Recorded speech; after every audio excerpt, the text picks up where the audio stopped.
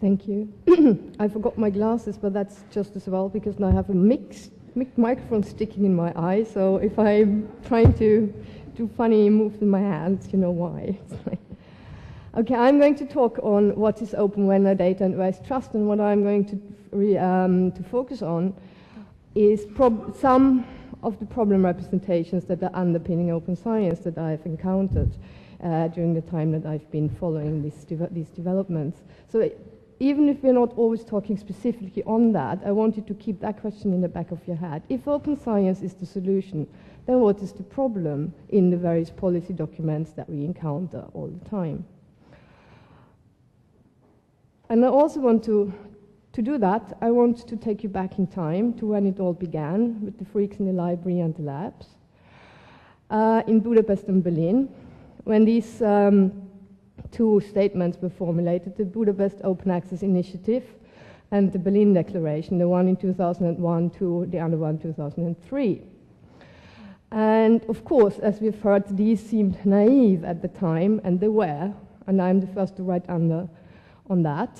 After all, I wrote an entire thesis just outlining the problems with these early open access developments.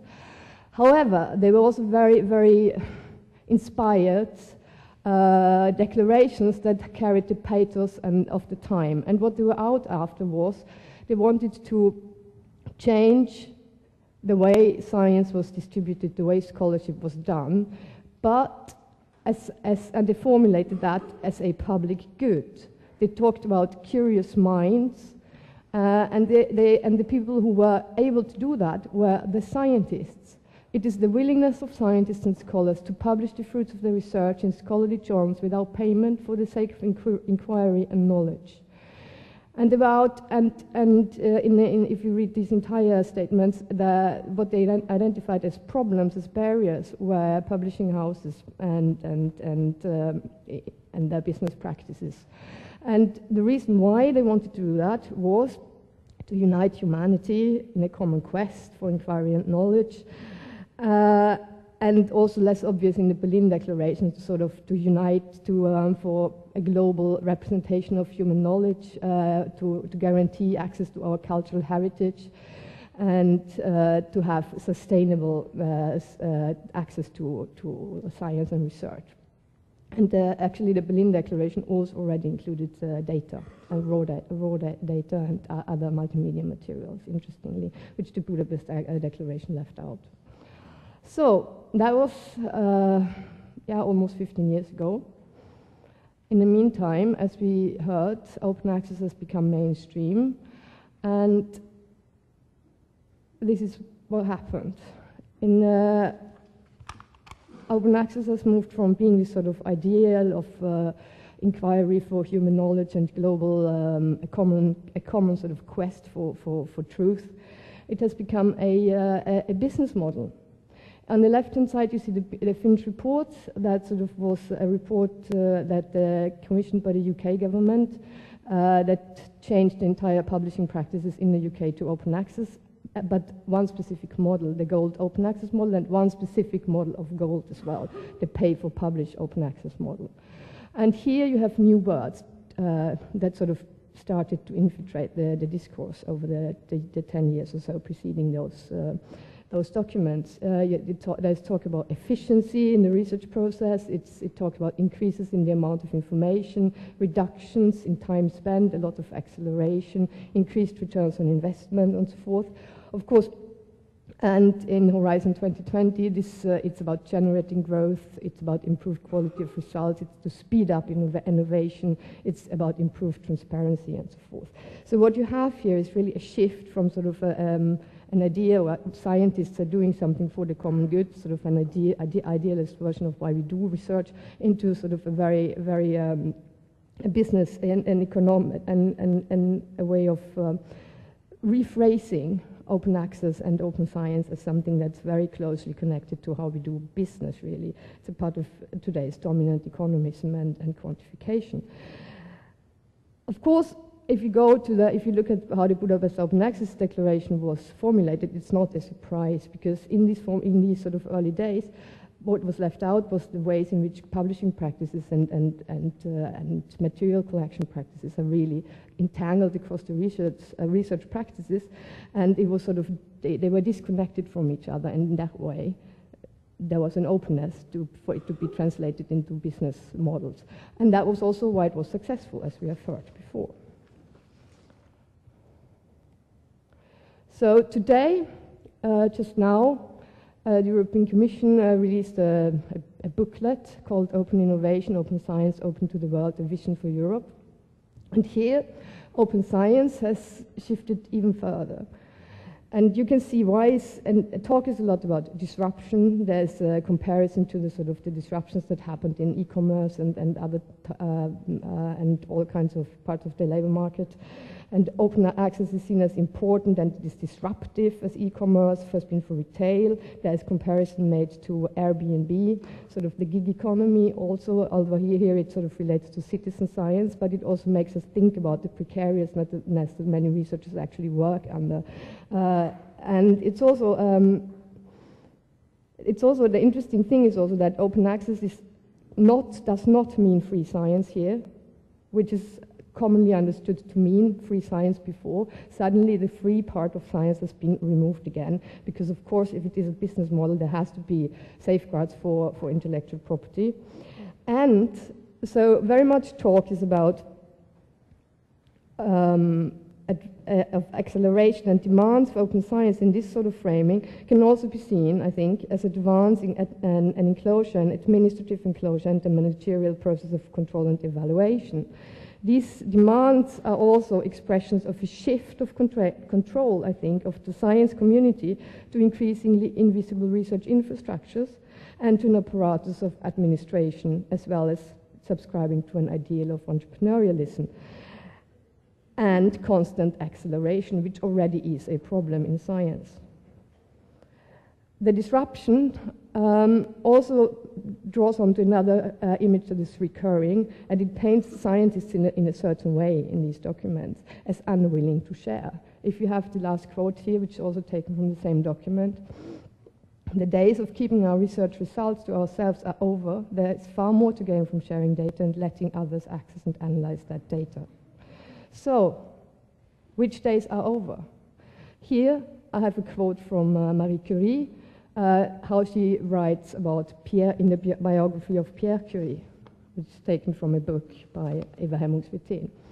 And here Marie Curie describes her efforts in this way, or their efforts.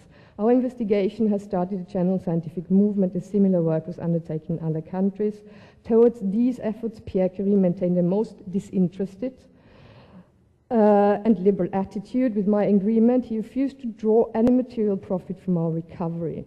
We took no copyright and published without reserve all the results of our research, as well as the exact processes of the preparation of radium. In addition, we gave to those interested whatever information they asked of us. This was of great benefit to the radium industry, and so it continues.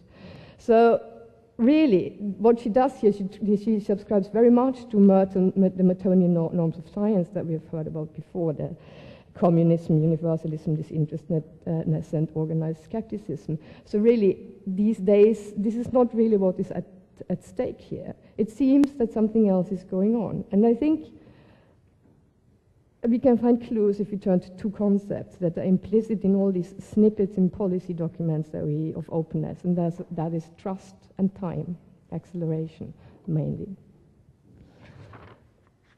Jeffrey Bowker, SDS scholar, expresses it like that. One of the founding myths of scientific practice is that science is carried out in an eternal present. From it all external influence has been banished. And this idea of science, that it is regarded that it is context-free and doesn't have an external influence, and that it's always now, is also what makes it possible to sort of accelerate it constantly and to have it projected into a future that never comes. It also relates to something else, to the archive, which is what the libraries and the data storage are concerned with, and that is it shows a tension in knowledge production that is based on temporality. Many have commented on the acceleration of academic work and the projectification, and that is a problem for how academic work is carried out. Academic time is increasingly structured to a detail level, and control and autonomy are lost. So slowness is not really a problem. I want to talk about a case that I encountered myself in my own research that I carried out with my colleague Sarah Schellberg, where we carried out interviews and document studies at big science facilities that are currently being built in southern Sweden, and where we approached the material that we gathered by asking the question, when are data, at which point can they be open? The thing is, data always are in the making. They are not just there, and it's quite hard to sort of imagine and do something with these magic moments that can be established when things do become data. That happens at different points in time. So we used this question to investigate data and its making during the setting up and the construction of 2 large-scale research facilities. And the notion of making of data does here not refer to data as they are being produced during the carrying out of an experiment or an observation, but rather to how they are made possible by setting up and planning for the production, storage and use, and even for the limits and strategic roles and other effects of data. And what we encountered was that data are very diverse. Some people refer to data as managing the flow, that sort of researchers sitting in front of terminals, just sort of viewing data coming in, and they refer to Netflix. Others talked about data as something that's very much something to relate to in policies and regulations. And you have the sort of conflict of the idea of forever that is sort of expressed in policies and the 3 months that actually the researchers are talking about. That you have an infrastructure for something that actually does not serve the needs of the research community. And this is particularly interesting, the idea that data is going to do something in the future. We have researchers and people working with research data management and public relations expressing themselves like that. As far as I know, there's nothing more going to happen to the data after 6 years than there is after 20 years. It is not fair to compare the uselessness of 10-year-old data today for how it will be in the future. Better metadata might make today's data more useful in the future. So, this idea that data is going to achieve something in the future is really interesting in the sense that it sort of keeps up an old theme that always has been connected to how science and technology are connected to development and the future. There's always a race for the future and acceleration, that something is going to happen later on. And the open science and open access discourse is very much connected to that. But the question is here, so when are data? The point is, data never are in and of themselves. The meaning and the substance of data shifts in the research process, and this process, it's important, starts a long time before the researcher starts her work, and it continues a long time after she has finished. In a way, data freezes time.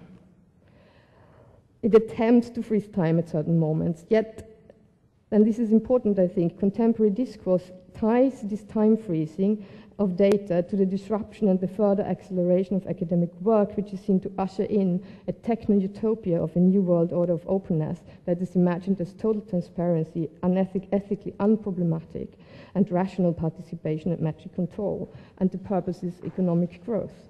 So where's trust in all this? We heard a very fine expose on the role of trust in ethics, in research ethics, and a lot has been written about the role of trust in science, most prominently by John Hardwick. He wrote on the role of trust in knowledge, and he expressed it like scientific knowledge rests on trust. Trust in that case, very much interpersonal trust, trusting the scientists between people. And that has been developed further, for example, by Steve Shapin, who very much developed how various institutions like peer review and institutions and conferences and journals and so forth also help us to keep up this trust. But if you read all these open science documents and policy documents that you see, this is what you read is a withdrawal of trust. So I think if we return to these two questions that I now think we can see very tightly interconnected, where is trust? And if open science is the solution, what is the problem? If you remember the Budapest Open Access Initiative, there it was researchers' willingness to share that underpinned the idea of openness, and the barrier was technology or publishers. But now, the publishers and similar sort of private providers of infrastructure and technology, they are the solution. So if open science is the solution, then what is the problem in these open science documents? The scientists, it seems, the scientists are framed as the problem. They are the problem that needs to be attended to, that needs to be solved. They are too slow, they do too little, they are not collaborating, they are not sharing, they have the wrong cultures, they are only incentivized to advance their careers, they do unethical things, they commit fraud, and they are in themselves barriers to openness. And I think, and I wonder if this is just. And I also wonder if promoting the concept of open science by undermining trust in the people doing it is, and promoting, in fact, a further mistrust, is actually, in fact, dangerous in today's times that we started out discussing in the first place. So I managed to do it in time, I just saw. But I think this is a very important question to ask ourselves. If open science is the solution, then what is the problem that it says it is solving? And really, in the documents that I read, the problem seems to be the researchers. And I really wonder if this is what we actually want. Thank you.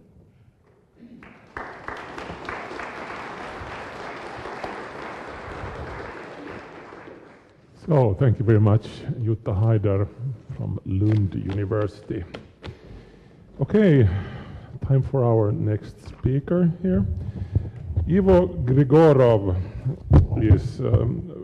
holds a PhD in marine science. He's currently managing a portfolio of marine research projects at Denmark's National Institute of Aquatic Resources at DTU. May I give the floor to Ivo Grigorov, if you please. Great, thank you. Great turnout. Thank you for the organizers for the invitation, and thank you to the previous speakers for really setting up the scenes for some results I'd like to show you. I'm going to refrain from commenting on what the problem is and our research is it. And I'm just going to try and throw an incentive at you or them for open science. The day job, if you like, from 9 to 5 is I work for an institute that is 70% externally funded. Some of it public, some of it private, but it's 70% externally competitive funding. So that environment kind of creates special challenges and kind of warps what are incentives and what are sticks and carrots. Really that's partly that's setting up the background and to this little experiment I'm about to show you. And I'm the youngest member in a team of 4, and what we do is we will take researchers and we'll help them formulate their great ideas in a competitive way so they can bring the grant home, right? And that's kind of for our researchers, that's kind of a daily rut. It's a daily headache. So initially we thought, well, this concept of openness, if we can present it as a tool that solves a headache, will that help them embed it into their workflow and make it part of the way science should be done? Let's just go through a quick introduction, which probably not necessary. Previous speakers very well set the scene here. But our commissioner believes that the openness is a key to excellence, and he's very active on social media, and he's also telling us it's the way science should be done in the interest of reproducibility and social impact. He's also saying that data, not products, is the future, and as a colleague mentioned, that's not just a few politicians' opinion locked in a room in Brussels. It's a bottom-up process that has arrived here. So if that is the background and the setup, or the political language, then what happens at grassroots level? Well, here is a bit of an initiative from a speaker you will hear this afternoon. But he went to our colleagues in a technical university to find out what the attitude is, and it's the opposite to the language we keep hearing. So why this attitude at grassroots level? Lack of incentives. So I'm not going to spend time on which incentives are the best or what is the best mix of incentives and mandates. I'm just going to focus on one incentive, the one that I see on a daily basis as our researchers' headache, and that's getting the resources to make their ideals true, their research ideas become true. So I want you to imagine, in order to do that, I want you to just imagine the 15 or so best advocates on openness, or various aspects of it, the policy, the infrastructure, the data, the software, and so on. You take all of them and you distill their brains into something that you can use. Will that change minds at grassroots level? So that's kind of what we tried to do. So we took these great people. They happen to be from the Foster Project, but take your 15 or 20 preferred experts. It doesn't matter. And this is just to give them some credibility.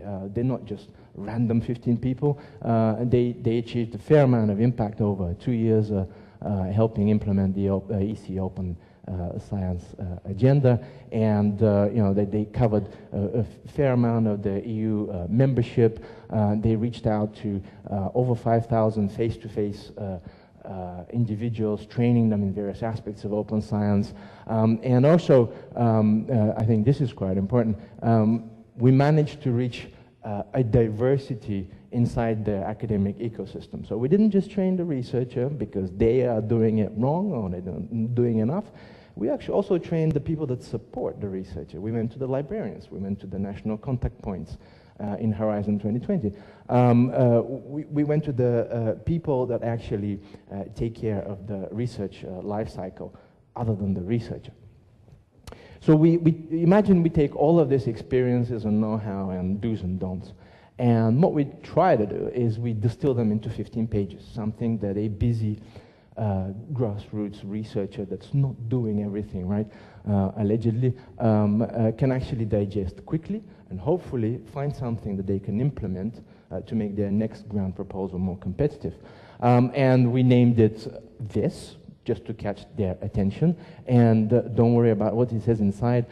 We structured it in a kind of a Q&A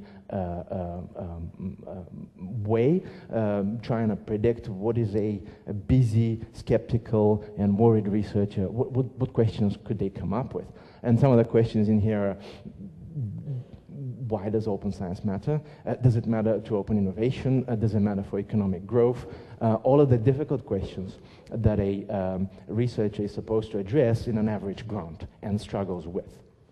And at the end of the 15 pages, we try to just produce something that is generic, telling the researcher, don't copy-paste, but adapt and make it part of your research idea. But it is just a suggestion of how would you make your complete research workflow open for the benefits of impact and reproducibility and independent validation and all the other reasons we've been hearing this morning. Now, it's important to know that the central tenet to this initiative or effort was really to change the research life cycle. Here is a caricature, and the author is sitting somewhere near you. But what we're trying to do here is change the average research life cycle from something that is extremely focused on just one output for one measure that has all its problems, to something that is open throughout every step of the way. And now they are in various stages of development. There are tools, philosophies, and best practices that can open the entire research lifecycle. And the reason we want to do that for a single individual or a single applicant going after that competitive grant proposal is that it can help set them up for how the research evaluation frameworks may evolve in the future, more focus on involving the public, getting societal impact, not research impact, societal impact. But today, it could actually increase their citation rate, and there's a number of studies on that. More importantly, it helps them deal with a problem that many researchers, at least that I encounter, are not necessarily trained at dealing with. So they struggle with what is societal impact? How do we get traction on it in measurable ways? But also, what are these other buzzwords that come up in templates and in policy documents that an average applicant should address? What is open innovation? And why does my data and research matter to it? And also this other concept of co-creation, but other buzzwords that we've heard from the previous speakers this morning. That engaging the public and creating with the public and getting citizen scientists involved in the process. So what we're arguing is that if our average grassroots applicant pays attention to us, whether they believe in it or not, they will get some of those benefits. And then we'll take that and we'll take it onto a roadshow. So we did this over 2 years. And again, here it's important to say something that stuck in my mind that one of the speakers mentioned this morning. Ultimately, it's the researchers that can implement open science if they're supported by this ecosystem of academic stakeholders, right? The researcher can't do it alone. They need a variety of professionals around them that help them do their work. And so when we did this training, we had a catchy title that was really aiming for the applicant, but we trained the librarians on how can they support the applicant. All of a sudden, we're finding the researchers stop seeing the librarian as an overhead. They could potentially see them as a partner in designing the application. But also we train the NCPs, national contact points, on how can they support the average applicants and other professionals dealing with research data management and research administration. One particular part of the demography was also the project managers. Project managers assist through project life cycle and longer. So they also are important gatekeeper to convince. So let's get to the point. Does all this actually make a measurable difference?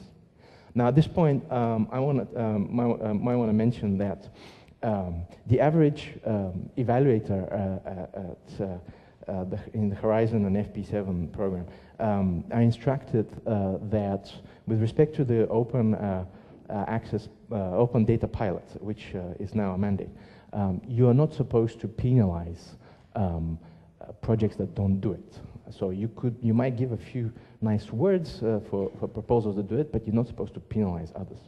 But what do they say? So everything I'm about to show you here is kind of split into the 3 components of your average proposal, and everything is extracts from research evaluations summaries. So what do they say? Here's one that we found frequently, both in excellence and impact, and the evaluators here say this particular idea is great, but it's a little bit too focused on academic activities, and it lacks an advanced communication strategy.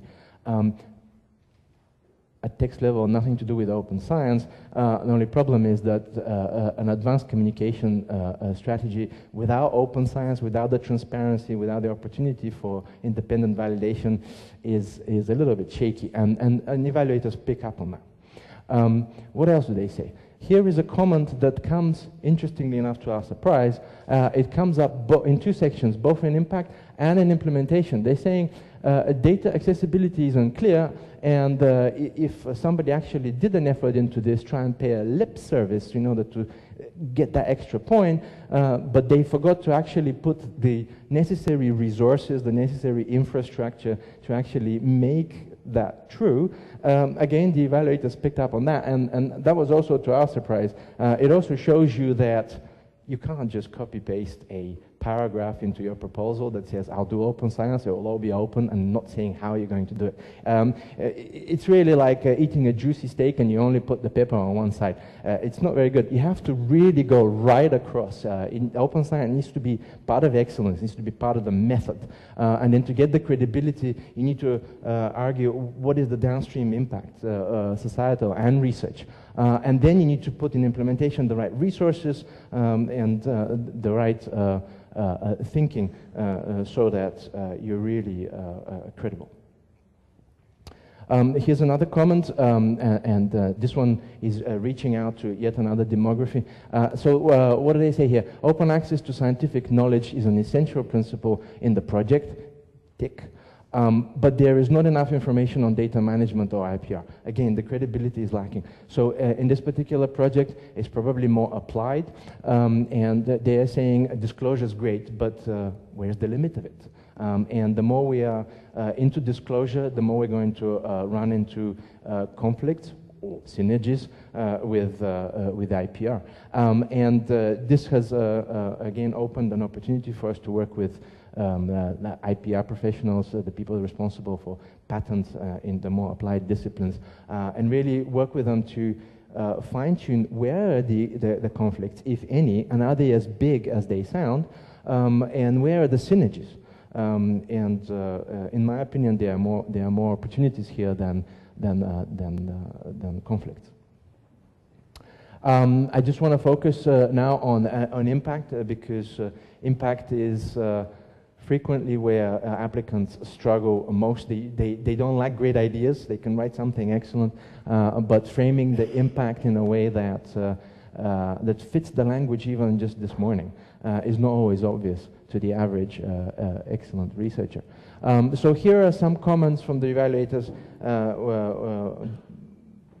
to show you what they did like. Now, this is a good one because extensive dissemination of data to the scientific community is something we're supposed to be doing as researchers, right? But done well is actually appreciated. This is a positive comment. Outreach activities to a broader audience. Again, this is relevant because open science in this particular proposal wasn't just a paragraph to pay lip service. It was done with a purpose to inform and engage in the process. So this was attached to citizen science, which we also saw this morning was one important issue. Research software is freely available, not something that we do frequently or we don't do it well, or we don't apply the right licenses. We don't empower the reuse of research software, and this particular project did it well and convincing with the right infrastructure and resources, and that picked up a positive point. This one I'm really proud of. It says communication plan is very effective. Great. Training for communication and open access procedures I especially welcome. This is a particular relevance to Marie Curie training networks. Again, here this was part of the training package, and it produced a positive outcome. My last slides on impact, really I'm just going to go across a couple of societal challenges on food security and on climate. Here are some examples where the evaluators are saying new knowledge delivered to SMEs by depositing research outputs in the relevant infrastructure already developed. The keyword here being outputs. They don't just care about the papers, they want the entire package of knowledge available to the SME community for reuse. Data management is based on established directives and practices, and again, that was seen as an opportunity for reuse. And wherever decision support tools were developed, this is another buzzword that frequently we see in proposals, then the code was available so that it can be adapted, reused, and improved past the project lifecycle. So that's really the essence. The organizers asked for a message wall poll. My question to this is, in an environment where researchers are being blamed and the research evaluation frameworks will evolve towards something else other than just number of papers and how many times they got cited. My question is this: should graduate schools really teach open science alongside research excellence if open science really is the way we should be doing business? But personally for me, the real question is, can we afford not to? So, thank you.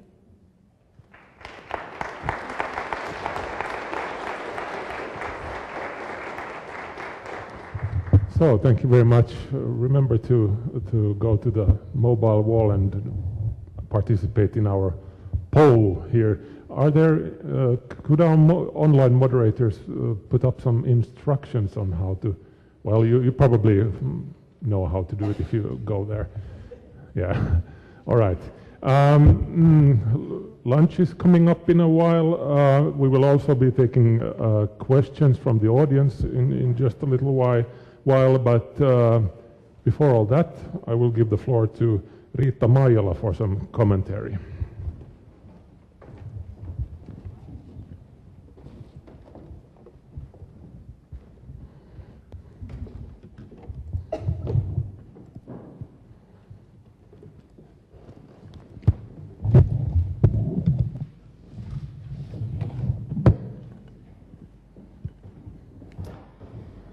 So thank you very much for the invitation to give this commentary, and thank you very much for inspiring talks and presentations today.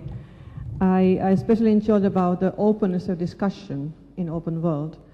And we heard just Jutta, Haider and Ivo Greger talking about the quality of science and how that's impacted in two aspects.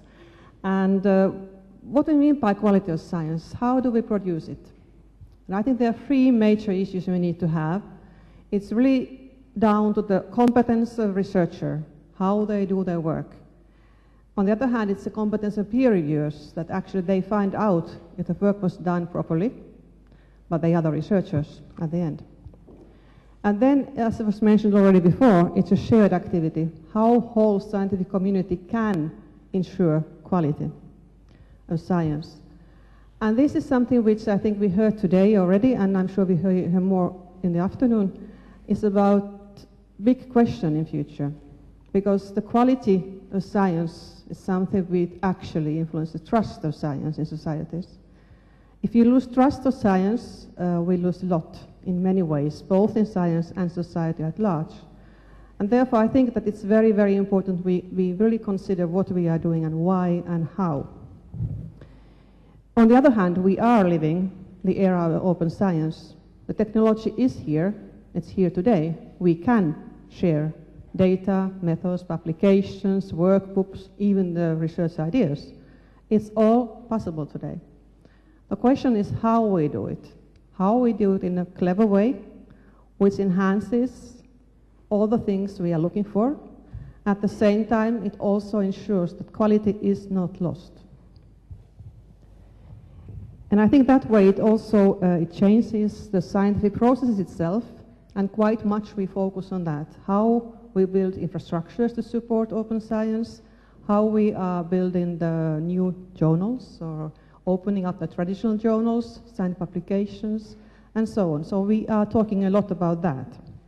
But much less is spoken about the societal change, and I really like Jutta's approach about how this changes the business model. That's a quite new approach. It's a strong statement, I would say, but that's something we should actually stop and think about.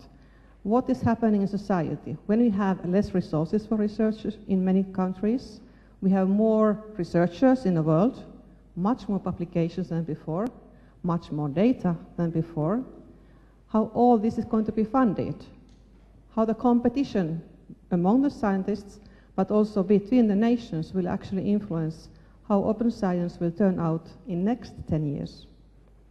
It has been quite idealistic in the beginning. Now it's becoming a real, but we should be very agile, at the same time vigilant that we will not make it wrong, that we actually make it something which will become better for future, better for science and better for societies. And I think the talks today pave the way what we should focus on in future also.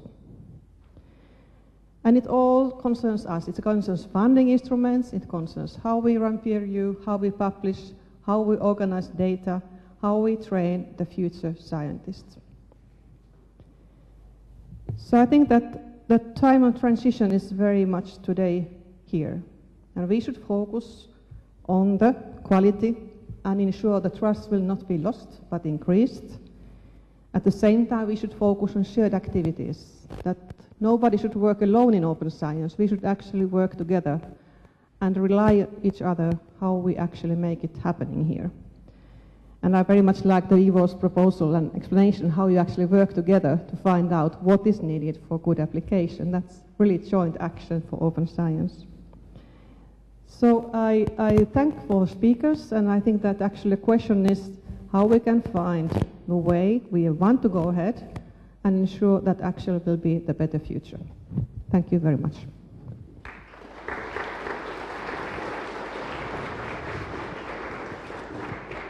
Thank you very much, Riitta Maijala, Vice President for Research in the Academy of Finland. So let's see what's going on up on our message wall. Our poll is in a quite, well, it's not very exciting, maybe it's very unanimous, not a lot of dissent here, but maybe that wasn't to be expected. Should graduate schools teach open science alongside research excellence? 95.5%. The cake is almost entirely green. 95.5% say yes, 0% say no, and 4.4% have no opinion whatsoever. So that's pretty clear. We cannot afford not to, says Ina on the message board. Research data has a much bigger return on investment than just the paper. 40 votes for yes. Okay, I think that's as clear as it can be. Thank you all of you for participating in this poll, and keep your opinions and questions coming. Speaking of questions, we will now give the opportunity for the audience to ask questions to our experts. So you know what to do, you know how this goes. Just put up your hand if you have a question, and tell me who you are. Okay, Jean-Claude Burgelman has a question, I think. You have a comment? Well, that's fine, thank you. Okay, since I came so far, I speak a lot. So no, I mean, I think there are two issues I wanted to say about the very valid question you raised. What is the problem? I don't think we should see it as an answer to a problem, because that's not what it is. It is a system change which creates problems and opportunities, and probably more opportunities than problems. And you know, there are many examples by which open science will allow us to do things which we were never able to do before. Let me give you three examples. Reproducibility of research. Close to 60%, this is what we were told, of all articles published in Nature are not reproducible, which means that there is an enormous misinvestment there from the point of view of the money that was used to do that research. If you cannot reproduce this, because it's all public research. So that's one thing. Another example, most of the clinical trials are not retraceable because they're not deposited anywhere. Another example, if you want to do a European research project on how traffic pollution in cities creates asthma, or is there a relationship with asthma, you need to combine health data, transport data across Europe. Impossible without open data, impossible without a trusted environment where you can do that. And then, you know, if you go to social science, which is my first degree, by the way, so it is an enormous opportunity for social scientists to open science, because by having open data, by having data points on every movement, if you want, you can do things you were never able to do before as a social scientist, because you can actually track and do research in real time on social issues, which was simply impossible before because you had to do it with a questionnaire or backwards and so on. Idem dito for literature, idem dito for even art history if you want. So there are enormous opportunities there. But don't forget, and these are things that are happening not as a reaction to something, but as a response of the modus operandi, because what is happening in open science is the same as what's happening in our economy.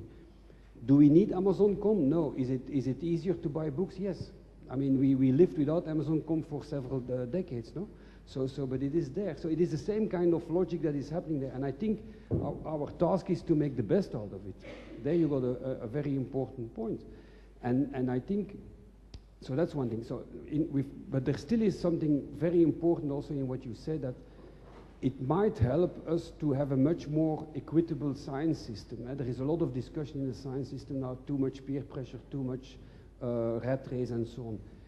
If we could have a system whereby your research is also evaluated outside the one article that you publish in your life in Nature or in the top journals, but that you have a much richer, the altmetrics thing, that you have a much richer landscape of what you are doing, because as the person from Foster was just saying, because at every stage of the research cycle you will have measurement and indicators and so on, you will probably decrease the pressure on the rat race of publications. So there are also, there I think we can solve a problem which we probably didn't talk about. So in one word, it's not an answer to a problem, it is a system change, it's disruptive, winners and losers, and it has of course, it creates opportunities, and it creates most likely, not most likely, trust, it creates a big problem, as was mentioned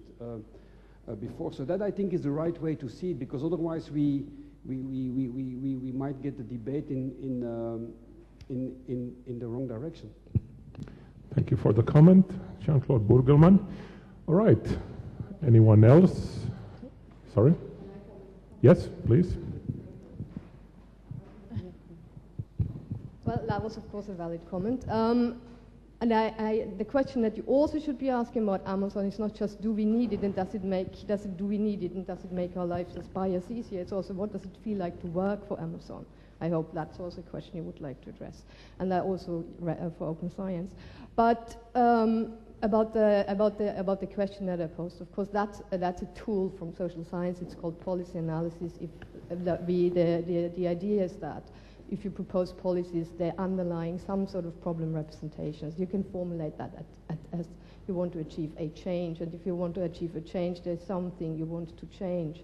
And of course, there are many other things in these sort of policies that you want to change that the European Commission and other bodies have formulated. I just decided to focus on that because I think it sticks out, and it's also something that is very dangerous in sort of undermining trust in an institution that we absolutely rely on, especially now.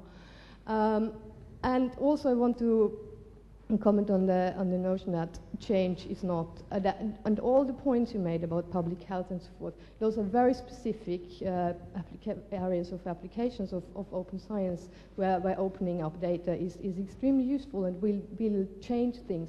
I wonder just if it's really that disruptive. The way you describe is actually quite an evolution of the scientific method and sort of an improvement of what is possible right now with technical tools. And I wonder what you win actually by calling it a system change and disruption. Wouldn't it be much smarter to not frame it that way, actually? So, because it does seem that if you want to disrupt something, there's something that's seriously wrong in order for you to go in and disrupt it. So you call it a problem, you call it a system change, you call it what you want, but that's the impression you create in the documents and the policies that the European Commission produces. Thank you. All right, thank you, Jutta Haider, for that comment. Yeah, we have a question here. Yes, thanks a lot. My name is Leif Laaksonen, and I think it's unpolite to ask the guests to ask the question. Somebody from the local place has to ask a question as well.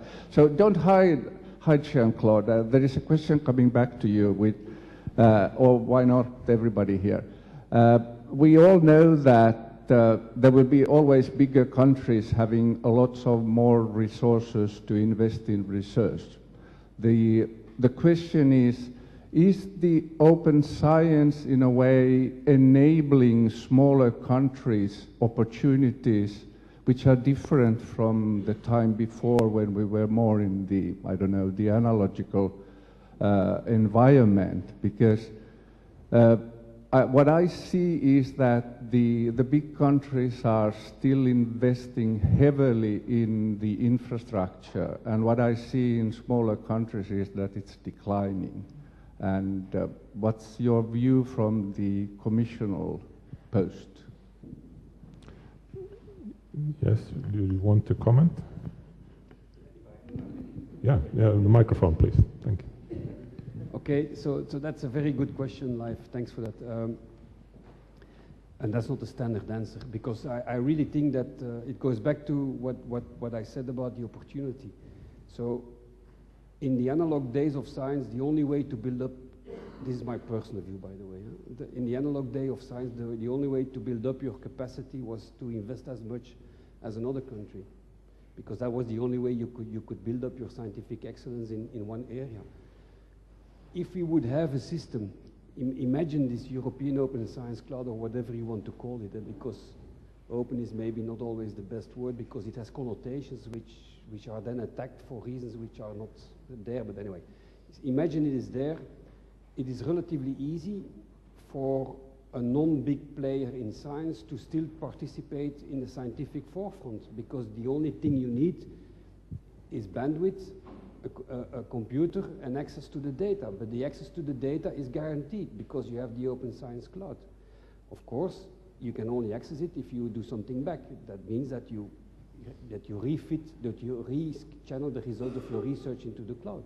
But it seems to me that it creates an enormous opportunity to shortcut the issue of widening, the whole issue of disparities between excellent centers and non-excellent centers, excellent countries and non-excellent countries, big players and smaller players, because science is global. So you cannot.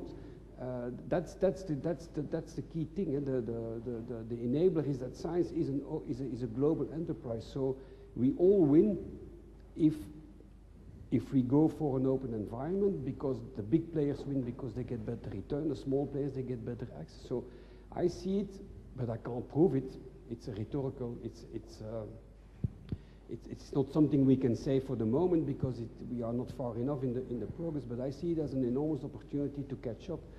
And it's not a coincidence, for example, that in G7, G20, and that increasingly other regions of the world are looking into it, because they see it as a catch-up. But the key thing then is, what are the rules of the game? If country X, small or big, lagging behind, is accessing our system, what do we get on return for that? Because it cannot be a free ticket. It cannot be you just access it, you pump the data, you do the research, and then you use it for your own benefit, and the system doesn't get anything back. That will not work. Then the big players will win in the end, because they will go along anyway. So that's why I think policy is so important in this respect. Okay, we have a good debate going here. Anyone else want to comment or ask anything? We have a couple of minutes left before it's time to go to lunch. Last chance to raise your hand. Okay, no one wants to have a go at the microphone. Then I'll just take a last look at the message board here. Our question of the day: should graduate schools teach open science alongside research excellence? 94% said yes.